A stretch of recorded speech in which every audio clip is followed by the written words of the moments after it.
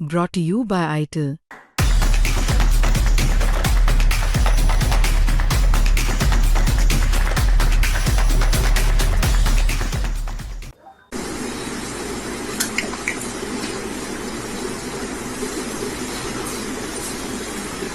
सबको माफ करते हुए और सबसे माफी मांगते हुए उठ जाओ,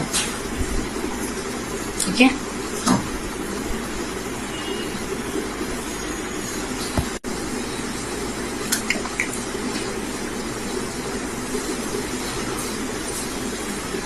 सबको माफ करते हुए और सबसे माफी मांगते हुए उठ जाओ, ठीक है।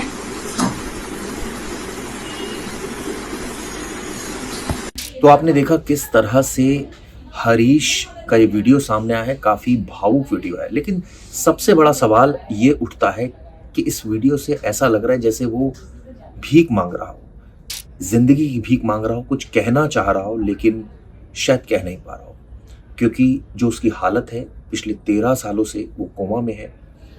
और ब्रह्म कुमारीज वहाँ पर पहुँचती हैं, माथे पर तिलक लगाती हैं और उसके बाद ये कहती हैं कि सभी को माफ़ करना और माफ़ी मांगना और जाओ। आप सोचिए, उसकी आंखें बहुत कुछ बयां कर रही थी, वीडियो बहुत कुछ बयां करता है। बॉडी लैंग्वेज एक्सपर्ट्स का कहना है कि ऐसा लगता है जैसे वो दया की भीख मांग रहा हो, वो जीना चाहता हो, वो चाहता हो कि मुझे बचा लो। लेकिन आप सोचिए कि देश की सबसे बड़ी अदालत सुप्रीम कोर्ट ने जो इच्छा मृत्यु की जो याचिका है उसको स्वीकार किया है, और ये याचिका लगाई थी उसके माँ बाप ने। और उसके बाद सुप्रीम कोर्ट का यह अहम फैसला आया, जिसके बाद ये कहा जा सकता है कि एम्स में शिफ्ट कर दिया गया है हरीश को, और अब उसका इलाज उसको देना बंद कर दिया है। यानी धीरे धीरे अब तमाम चीज़ें हटा ली जाएंगी। जैसे मैंने आपको एक वीडियो में बताया था किस तरह से ये पूरा प्रोसेस होता है, जिसमें जो वेंटिलेटर है उससे हटाया जाता है, इसके अलावा फूड पाइप जो है वो हटाया जाता है। उसके बाद धीरे धीरे जब पेन होना शुरू होता है बॉडी में तो दवा दी जाती है ताकि पेन ना हो। यानी मौत दी जाएगी लेकिन कम से कम दर्द हो, ऐसा सुनिश्चित किया जाएगा। सुप्रीम कोर्ट ने भी कहा था कि डिग्निटी के साथ मौत दी जाए, ऐसे ना हो कि वो तड़प तड़प के मरे। लेकिन आप ये वीडियो देखिए, मुझे तो ये वीडियो देखकर ही ऐसा लग रहा है कि शायद वो तड़प रहा है और वो कुछ कहने की कोशिश कर रहा है। ये वीडियो बहुत कुछ बयां कर रहा है। हालांकि परिवार ने खुद चाहा कि इस तरह से जीने का कोई मतलब नहीं है, वो डेली मर रहे हैं। खुद सुप्रीम कोर्ट ने भी कहा कि ये चिंता जो है वो चिता के समान है, और ठीक ऐसा ही लग रहा है कि परिवार पर दुखों का पहाड़ टूटा है। जाते जाते इस वीडियो के साथ छोड़ता जा रहा हूँ और आपको वो प्रोसेस भी बताता हूँ जो इसके साथ अडॉप्ट किया गया, यानी किस तरह से मौत दी जाएगी। अब किसी भी वक्त हरीश की मौत हो सकती है, ये कहा जाए तो कुछ गलत नहीं होगा, क्योंकि धीरे धीरे जो वेंटिलेटर है वो हट गया है। इसके अलावा फूड पाइप हटेगी। इसके अलावा जब बॉडी में रिएक्शंस शुरू होंगे उस चीज़ के, क्योंकि अभी तक वो सारा जो उसका सपोर्ट था, जो ऑर्गन्स थे वो वेंटिलेटर के थ्रू चल रहे थे, खाना उसको फूड पाइप के थ्रू दिया जा रहा था, ऑक्सीजन मास्क लगे हुए थे। तो ये तमाम चीज़ें जब धीरे धीरे हटाई जाएंगी तो साफ है कि हरीश की मौत हो जाएगी। लेकिन ये कब होगी, कितने समय में होगी, ये अभी नहीं कहा जा सकता, लेकिन ये काउंटडाउन शुरू हो चुका है। ये खबर वाकई झकझोर कर रख देती है। कई बार ऐसे हादसे हो जाते हैं जिसकी वजह से लोग भगवान पर ही शक करने लगते हैं और ये कहते हैं कि क्या वाकई भगवान है इस मुल्क में, या कहीं कि संसार में भगवान है, मेरे साथ ही ऐसा क्यों हुआ। या कई बार लोग हम देखते हैं इस तरह की बातें भी करते हैं कि मैंने क्या गलत किया कि भगवान ने मेरे साथ ऐसा किया। कई लोग कहते हैं कि अब मैं भक्ति छोड़ दूंगा क्योंकि भगवान ने ये क्या कर दिया, मैं तो भक्त था और देखिए मेरे साथ कितना गलत हो गया। गाजियाबाद की कहानी हरीश राणा की, आप सोचिए वो कितने अभागे माँ बाप होंगे जिन्होंने खुद अपने बेटे की मौत की इच्छा जाहिर की और गुजारिश की सुप्रीम कोर्ट से, और देश की सबसे बड़ी अदालत ने कहा कि ठीक है, हम आपका दर्द समझ सकते हैं, क्योंकि दर्द 1 दिन 2 दिन 4 दिन का नहीं था, सालों का दर्द था। कई सालों से परिवार ये दर्द झेल रहा था। खर्चा तो अलग हो रहा था, लेकिन साथ साथ आप सोचिए मानसिक पीड़ा और एक उम्मीद कि शायद बच्चा ठीक हो जाए। इसी तरह वो खर्चा करते चले गए और एक उम्मीद के सहारे जीते चले गए। भगवान पर पूरा यकीन था कि एक दिन स्थिति बदलेगी, लेकिन आप देखिए स्थिति बदली नहीं, उनका ये कहा जाए कि सोचने का तरीका बदल गया, क्योंकि आखिरकार उन्होंने सोच ही लिया कि अब वक्त आ गया है कि इसको मुक्ति दी जाए, जीते जी इंसान को मुक्ति दी जाए, क्योंकि ये पीड़ा में है, ये अपनी पीड़ा बयां नहीं कर पा रहा है, और अगर कर भी पा रहा है तो शायद हमें समझ नहीं आ रही है। ये कहानी गाज़ियाबाद की है, जैसे मैंने शुरुआत में ही आपको बताया। गाज़ियाबाद में हरीश राणा ने जिस तरह से अब उसकी आने वाले वक्त में उसको इलाज देना बंद किया जाएगा ताकि उसकी धीरे धीरे मौत हो जाए, बड़ा विचित्र मामला और काफ़ी सवाल खड़े करता है ये मामला, क्योंकि ऐसा किसी ने सोचा नहीं कि कोई माँ बाप अपने बच्चे के लिए इस तरह से कोर्ट का दरवाज़ा खटखटाएंगे। क्या बताऊं मैं अब, माँ बाप को कैसे लगता होगा, कुछ नहीं बोल सकते हम, कुछ नहीं बोल सकते। अगर तो उंगलियों के निशान नहीं होते, मैंने डॉक्टर ने मेरे को ये बोला यार छलांग क्यों लगाई है। जब हमने उंगलियों के निशान देखे तो हमने ये डॉक्टर को बोला, राकेश नाम है उस डॉक्टर का, जिसने MLC में लिखा है कि गिरा हुआ है।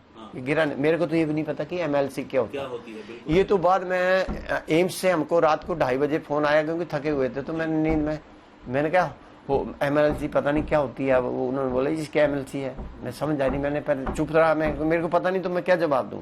मैं कही क्या होती है, बोले पुलिस केस हुआ है। मैं पुलिस केस तो FIR करा रखी है। कह रहे MLC है। मैं कह MLC कैसे बोलेंगे कि है कि नहीं है। आप सोचिए, माँ बाप भी मजबूर हैं, क्योंकि वो क्या करें, पैसा खर्च कर सकते थे कर दिया, कई जायदाद उनकी बिक गई, जो सेविंग्स थी वो खत्म हो गई, लेकिन आखिरकार आप सोचिए हरीश ठीक नहीं हुआ, और आखिरकार डॉक्टर्स को ये कहना पड़ा कि वो ठीक हो ही नहीं सकता। आज से 13 साल पहले वो एक बिल्डिंग से गिर गया था 4th फ्लोर से, और उसके बाद वो कोमा में चला गया था। लेकिन उसके माँ बाप ने हर दिन हर पल उसको बचाने की कोशिश की, और हर दिन उसको बचाने के चक्कर में वो जीते जी मरते चले गए, क्योंकि कोई उम्मीद नहीं थी, और आखिरकार उनकी मौत हो गई। अब इस मामले में सुप्रीम कोर्ट का ऐतिहासिक फैसला आया। आने वाले वक्त में ये भी तय होगा कि किस तरह से इलाज को बंद किया जाए। इससे पहले मैंने वीडियो भी बनाई थी कि कैसे इलाज खत्म किया जाएगा, उसका तरीका क्या है। तो सुनिए उसका क्या तरीका है इस वीडियो में। हरीश 13 सालों से डेथ बेड पर था, और कल सुप्रीम कोर्ट का ऐतिहासिक फैसला है, जिसमें हमने देखा किस तरह से सुप्रीम कोर्ट ने उनके पिता की याचिका को मंजूर कर लिया, जिसमें उनके पिता ने दरख्वास्त की थी कोर्ट से कि इस मामले में इच्छा मृत्यु की जो उनकी याचिका है उसको मंजूर किया जाए, और इसको कोर्ट ने मान लिया।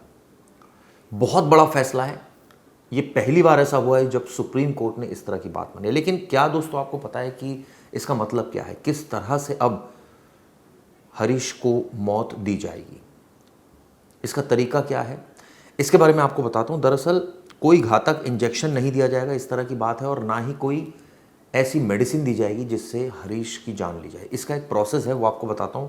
हम सबको पता है कि all India institute of medical sciences यानी एम्स के जो पैलिएटिव केयर सेंटर है वहाँ पर उसको भर्ती कराया जाएगा। वहाँ की एक रिपोर्ट भी आई थी जिसमें उसको कहा गया था कि वो ठीक नहीं हो सकता। ऐसे में डॉक्टरों का जो पैनल है वो पूरा बाकायदा मूल्यांकन करेगा क्या स्थिति है पूरे मरीज़ की, और उसके बाद ये पुष्ट करेगा कि उसके ठीक होने की संभावना है या नहीं। आप सोचिए परिवार के लिए कितना दुखद बात है कि इतना लगातार वो इतने सालों से गम झेल रहा है। अब इसी वजह से सुप्रीम कोर्ट ने भी शायद ये सोचा कि एक बार गम देना ज़्यादा सही है, बार बार इतने लंबे समय तक गम देना ठीक नहीं है। हम सबको पता है कि मरीज़ को जीवित रखने के लिए कई मेडिकल सपोर्ट्स लगाए जाते हैं, जिसमें वेंटिलेटर होता है, ऑक्सीजन सपोर्ट होता है, फीडिंग ट्यूब होती है, ये ऐसी तमाम चीज़ें होती हैं। लेकिन अब धीरे धीरे वेंटिलेटर जिससे शरीर के ऑर्गन्स चल रहे हैं उसको हटाया जाएगा, इसके अलावा फीडिंग ट्यूब को हटाई जाएगी, ऑक्सीजन सपोर्ट है उसको हटाया जाएगा, और उसके बाद यानी इलाज को वापस ले लेना इसको कहा जाता है। इसको एक प्रॉपर टर्म जो कहा गया वो इलाज को वापस ले लेना। इसमें इसके बाद शरीर को उसके हाल पर छोड़ दिया जाएगा। ऑब्वियसली ऐसे में शरीर में कुछ दर्द या उसके जो साइड इफ़ेक्ट शुरू होंगे तो उनके लिए मेडिसिन दी जाएगी बाकायदा उन दर्द को कम करने के लिए, यानी अंतिम समय में कम से कम पीड़ा हो इसका ध्यान रखा जाएगा, और इस तरह से मौत जो है वो आ जाएगी। अब ये देखना होगा कि वो कितने दिनों में मौत आती है। कई बार ऐसा होता है कि कुछ घंटे लगते हैं, कुछ दिन लगते हैं, कई बार होता है कि काफ़ी वक्त लगता है, और जब तक डॉक्टर्स मेडिकली किसी को डेथ डिक्लेयर नहीं कर देते तब तक एक तरह से कहा जाए कि पूरे प्रोसेस को अडॉप्ट किया जाएगा और तब तक प्रोसेस ख़त्म नहीं होगा। ये दरअसल इसलिए मैंने आपको बताया क्योंकि ये एक बहुत बड़ा मामला है हरीश राणा का, यानी गाज़ियाबाद का, जो 13 साल पहले 4th फ्लोर से गिर जाता है और उसके बाद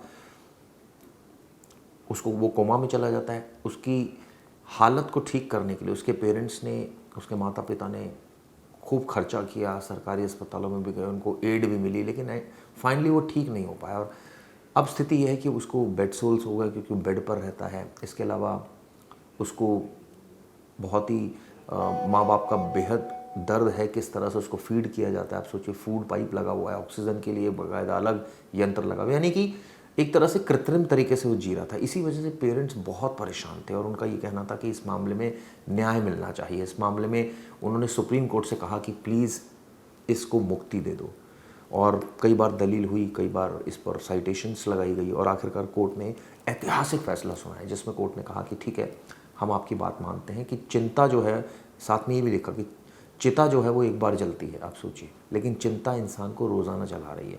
तो ये ठीक वैसा ही मामला लगा जिसमें चिंता ने रोज़ाना चलाया। अब आप सोचिए, इस तरह का उपचार, दरअसल हम भारत में अगर बात करें तो दो तरह से पैसिव एनास्थीसिया और एक्टिव एनास्थीसिया ये कहा जाता है इस तरह से, यानी इलाज हटाना जो हमारे यहाँ प्रचलन में है, जिसको जो हम कानूनन हम कर सकते हैं, और एक है घातक इंजेक्शन देकर मृत्यु करना या फिर कोई ऐसी मेडिसिन दे देना जिससे डेथ हो जाए। इसको भारत में अवैध बताया गया, हालांकि कई ऐसे देश हैं जहाँ पर ये वैध भी है।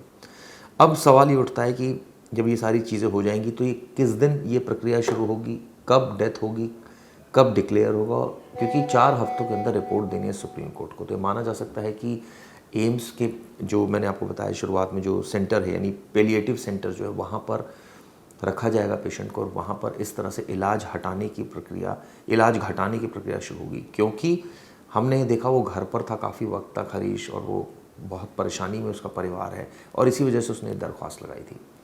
जाते जाते आपको ये बताना चाहूँगा क्या कहना है उनके पिता का और क्या कहना है वकील का। हमारी जो मैडम थी, उनके मन में संकल्प उठा आज से 4 साल पहले कि आप प्रधानमंत्री को कहो या राष्ट्रपति को कहो। मैंने कहा भाई ऐसे हो नहीं सकता है, परंतु चलो जैसे भी हमने फिर अपने जो भी है, हमारी मैं एक संस्था से जुड़ा हुआ ब्रह्मा कुमारी से, दीदी को बताया, दीदी ने एक वकील को भेजा, मनीष जैन उनका नाम है, तो हाई कोर्ट तक गए, परंतु वो गलत, चलो जो भी था अच्छा हुआ। उसके बाद हम सुप्रीम कोर्ट में किया, सुप्रीम कोर्ट से भी हम सरकारी न्यायाधीशों का, सर्वोच्च अदालत के जो भी न्यायाधीश रहे उनका हम कोटि कोटि धन्यवाद करते हैं। उन्होंने स्टेट गवर्नमेंट को अच्छे ऑर्डर दिए, परंतु ऑर्डर आदेश तो पारित सर्वोच्च न्यायालय से हो जाते हैं, परंतु जब व्यवहारिक रूप में आते हैं तो उन आदेशों का पालन ठीक ढंग से नहीं किया जाता है। चलो जो भी है, हम धन्यवाद करते हैं उन अभिवक्ताओं का भी, उन मुख्य चिकित्सकों का भी, उप चिकित्सकों का भी सहयोग मिला हमें, परंतु हम सेटिस्फाइड। हम दोनों बूढ़े हो रहे हैं, 63 साल मेरी उम्र हो रही है, 60 के लगभग उसकी हो रही है। न्यायाधीश ने तो बोर्ड बिठाए, यहाँ के सीएमओ आए, गाजियाबाद के आए, नोएडा के आए, मेरठ के आए, परंतु हमने बोले नहीं जी, एम्स का बोर्ड बिठाओ। उन्होंने हमारे लिए एम्स का भी बोर्ड, एम्स की रिपोर्ट ली, एम्स में लड़के को ले जाया गया, उन्होंने चेक किया, उसके बाद उन्होंने ब्रेन डेड उसका डिक्लेयर किया। उसके बाद हमें 13 जनवरी को न्यायाधीश ने अपने सामने हमें बुलाया, तो गोपनीय मीटिंग हुई हमारी। बहुत अच्छे न्यायाधीश हैं, मैं वो कहता हूँ ये मुख्य न्यायाधीश बने, अभी बन जाएंगे और जिस हिसाब से, क्योंकि ये मेरा अपने लड़के का मामला नहीं है, ऐसे इस भारत देश में पता नहीं कितने लड़के पड़े हैं।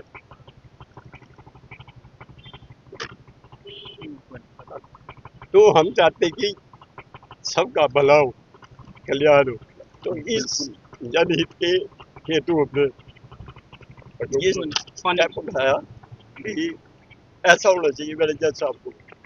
उन्होंने उसके बाद 15 को जजमेंट होनी थी। उसके बाद ये रूल जो इंडिया में आज लागू हुआ, ये 7 देशों में भी लागू है, जो आज ये लागू है, परंतु कितने लोगों का इसके द्वारा भला होगा। मैं एक पिता होने के नाते, आप भी बच्चों के पिता होंगे, कितना दुख होता होगा। तो दुख तो हम माता पिता बिल्कुल ये को। क्षति जिसकी कोई पूर्ति नहीं ठीक कर है। पाएगा, लेकिन हाँ। अपने तो औरों के लिए भी एक अब अच्छा जो ये काम किया है, अब देखो बेटा छोटा आएगा जो सेवा करता है, सुबह 5 बजे 4:30 बजे उठता है, वो उसकी फिजियोथेरेपी करते हैं, हम अपने आप करते हैं। हालांकि चीफ ऑफ जस्टिस चंद्रचूड़ ने तो हमें फिजियोथेरेपी भी अलाउड किया था, नर्स भी अलाउड की थी, परंतु यहाँ मैंने बोला ना भी व्यावहारिक तरीके में से 15 दिन फिजियोथेरेपी आया, नर्स उर्स तो चलो हमने मना किया, कहाँ इतना छोटा मकान है, बड़ा मकान तो है नहीं, तो हमें सुविधाएं दी, इसके लिए हम कोटि कोटि धन्यवाद करते हैं। सर्वप्रथम तो हम परमात्मा का धन्यवाद करते हैं जिन्होंने दिशा निर्देश जज साहब को, जो न्यायाधीश थे अच्छे बैठे थे, वो भी परमात्मा की कृपा होगी और उनके मुखारबिंद से आज ये जो जजमेंट हम चाह रहे थे हमारी इच्छा अनुसार हो गई। मैं आप लोगों से वैसे मिलना नहीं चाहता था, लेकिन ये भी प्रभु की कृपा है, आप लोगों को देखना होगा। अगर किसी को प्यास लगी है तो मैं पानी लाया हूँ, पानी पी सकते हो। ये भी मंशा थी आपकी कि आप हरीश के धन्यवाद। संविधान करें। परंतु एक बात याद रखना, जो यूरोथेसिया जो भी पत्रकार यूज कर रहे हैं, मैं आपको आप शब्दों से बोल रहा हूँ कि आपको अगर पता नहीं है तो पूछ लो। यूरोथेसिया का मतलब होता है इंजेक्शन दे के किसी को मारना, जैसे किसी को कुत्ते ने काट लिया और पागल हो गया फिर उसको इंजेक्शन लगा देते हैं।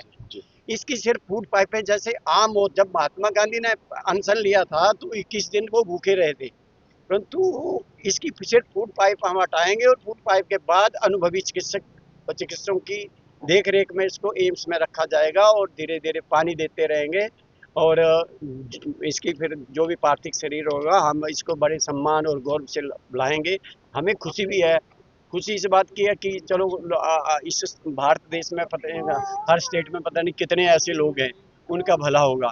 दुख इस बात है कि सिविल इंजीनियरिंग कर रहा था और टॉपर था चंडीगढ़ यूनिवर्सिटी का, 2 कंपटीशन जीत चुका था और तीसरा इसने पंजाब यूनिवर्सिटी में जीतना था।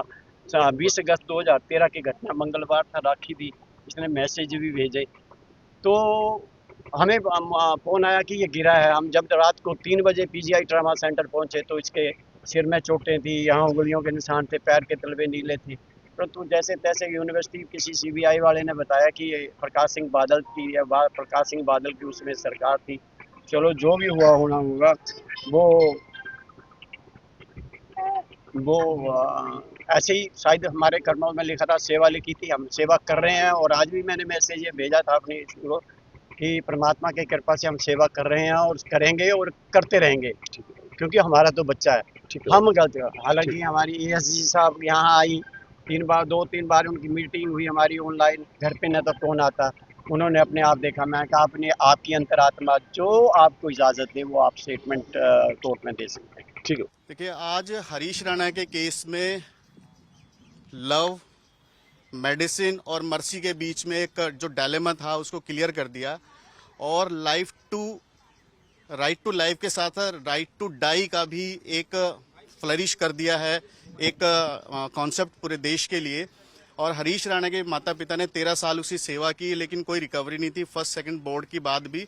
तो लगभग 82-84 दिन के बाद जजमेंट आया है, रिजर्व हो गया था, और उसमें मेडिकल बोर्ड को, मतलब एम्स को कहा गया है सुप्रीम कोर्ट के थ्रू कि आप इसको बच्चे को लेके जाइए और उसके जितने भी इक्विपमेंट्स उसके शरीर में लगे वो सब निकाल दीजिए, और उसके बाद जब तक वो जी सकता जिएगा, प्राकृतिक अवस्था में उसमें छोड़ दिया गया है।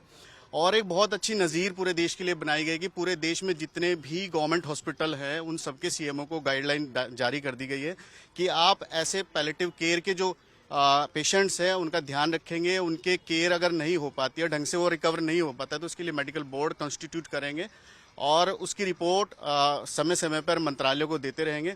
और आज के केस में भी अगले 30 दिन का टाइम दिया गया है, पूरे देश में क्या इसके ऊपर काम हुआ है और क्या काम होना बाकी है वो सारा बताया जाएगा। और साथ ही यूनियन ऑफ इंडिया को भी ये रिक्वेस्ट की गई है कि इस मुद्दे पे कोई कानून बनाया जाए जिससे माता पिता को, ऐसे पेशेंट को कुछ रिलीफ मिल सके।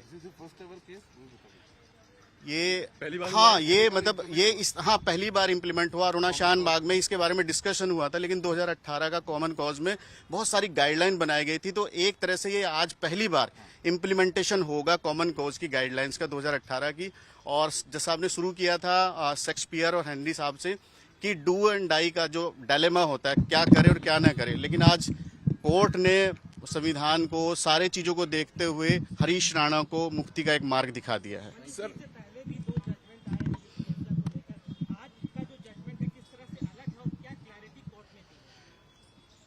जजमेंट अलग नहीं है, ये साइमल्टेनियसली स्टेप बाय स्टेप हुआ है। पहले अरुणा शानबाग में डिस्कस हुआ था, उसके बाद कॉमन कॉज में और अच्छे से डिस्कस हुआ था, और आज और भी ज्यादा स्टेप बाय स्टेप डिस्कस हो गया है।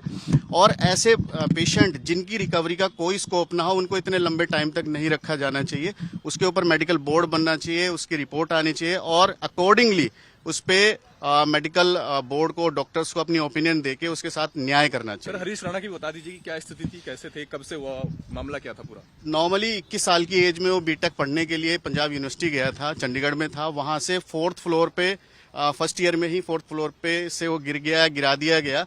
उसके गर्दन में बहुत सीवियर चोट लगी, मतलब पूरा हेड इंजर हो गया, और तब से ही वो 100% पैलेटिव केयर पे चला गया, मतलब कोई रिकवरी के चांस नहीं थे।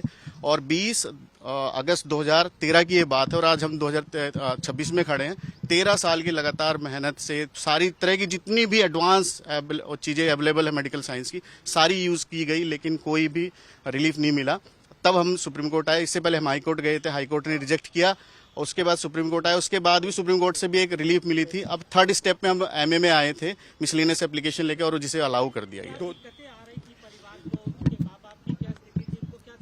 देखिए, सबसे ज्यादा होती है अपने बच्चों के लिए माँ बाप को कि उसकी केयर हो जाए। मेडिकली वो नहीं सेटल हो पा रहा था, ना ही रिकवरी हो रही थी। 13 साल से सिर्फ सेवा सेवा सेवा और कुछ भी नहीं, कोई सिंगल रिएक्शन नहीं। और एक माता पिता के लिए सामने उसका बच्चा जिंदा लाश बन के रहे, उससे बड़ी विपदा कुछ नहीं हो सकती एक माँ बाप के लिए। तो कोर्ट ने परिवार वालों की बड़ी, हाँ, परिवार वालों की बहुत धैर्य की तारीफ करी, इतनी ज्यादा करी, और बनता भी है। इतना सेवा आज के टाइम में, इतनी सेवा करना, ये अपने आप में बहुत आउटस्टैंडिंग बात है। तो वो करी है, तो कोर्ट ने भी उसे अप्रिशिएट किया, और पूरा देश अप्रिशिएट कर रहा है।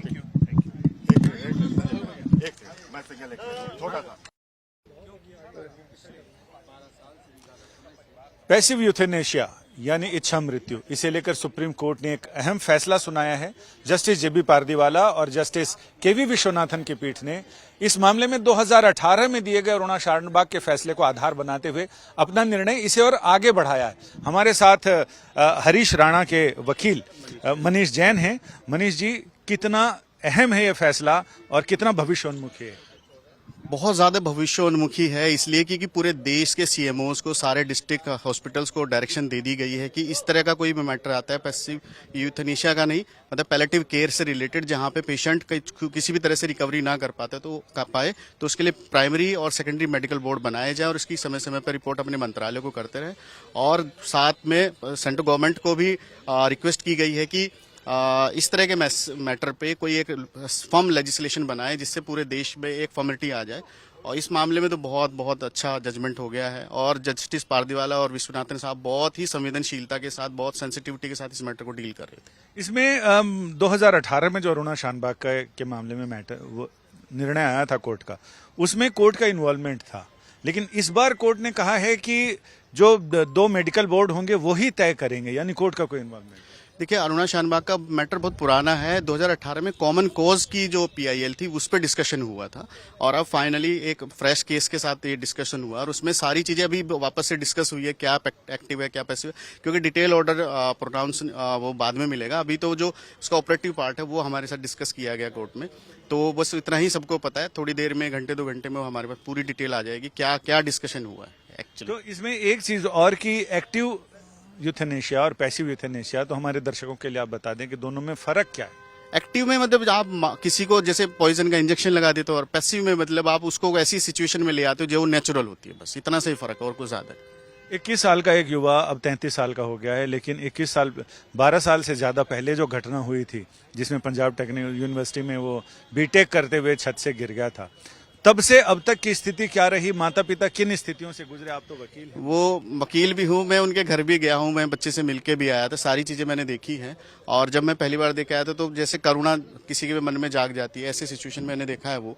और एक उसमें मैंने बहुत अच्छी जो चीज नोट करी कि वो ना एक मेडिटेशन से, ब्रह्मकुमारी से जुड़े हुए हैं, तो वो हर चीज में ग्रेटिट्यूड देखते थे। हर बात में कोर्ट आए, मीडिया से मिले, मुझसे मिले, कुछ भी हुआ सब में ग्रेटिट्यूड, और उसी ग्रेटिट्यूड का परिणाम है कि आज ये बहुत अच्छा जजमेंट आ गया है। ऐसी स्थिति आ गई कि माता पिता को खुद ही कहना पड़ा कि वो देखिए, खुद ही 52 साल के थे, और सेवा करते करते वो बूढ़े हो गए, उनकी शक्लों से लगने लग गया कि बूढ़े हो गया। तो बूढ़े माँ बाप को डर हो जाता है कि हमारे बात कौन देखेगा, इसलिए अपने ही सामने उन्होंने ये कोशिश करी है।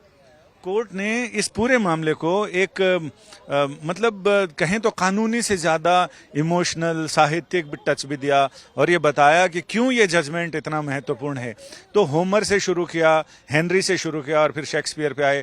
फिर जस्टिस विश्वनाथन ने इसमें संस्कृत का एक श्लोक बताया कि चिंता जीवित को जलाती है, चिता मरे को जलाती है। तो क्योंकि जीवन बहुत पोएटिक है, जीवन ये कानून से बहुत ऊपर है, जीवन मेडिकल से बहुत ऊपर है। जीवन तो बस जीवन है और जीवन को किसी भी परिभाषा में आप सेट नहीं कर पाओगे, लेकिन हाँ उसके लिए बातें कर सकते हो। वही ऑनरेबल सुप्रीम कोर्ट ने भी करी है। आपका बहुत बहुत शुक्रिया। यानी सुप्रीम कोर्ट ने जब इस मामले में फैसला सुनाया तो जस्टिस पारदीवाला ने अपने निर्णय सुनाने की शुरुआत हेनरी से की, जिसमें उन्होंने कहा कि वो दार्शनिक जिन्होंने कहा कि जीवन ईश्वर देता है तो हमें उसे स्वीकार करना चाहिए। और साथ ही फिर शेक्सपियर को उद्धृत किया। उन्होंने कहा कि टू बी और नॉट टू बी, कि जीवन जिया जाए, क्या किया जाए, यानी जो एक जीवन की उहापोह है उसके बारे में बताया। और जब जस्टिस विश्वनाथन ने अपना निर्णय सुनाया तो उन्होंने ये कहा कि चिंता और चिता में एक बिंदु मात्र का फर्क है, लेकिन चिता निर्जीव को जलाती है और चिंता जीवन को जलाती है, यानी जीवित व्यक्ति को जलाती है। तो ये निर्णय अपने आप में ये बताता है कि जब जीने की आस बिल्कुल खत्म हो जाए तो जीवन जीने का अधिकार जो संविधान देता है, गरिमापूर्ण जीवन जीने का अधिकार, तो वही संविधान जिसकी व्याख्या सुप्रीम कोर्ट ने की और एक बार फिर ये कहा कि ये संविधान गरिमापूर्ण जीवन जीने का अधिकार देता है तो गरिमा से मृत्यु का अधिकार भी देता है, यानी मृत्यु भी हो तो गरिमा के साथ।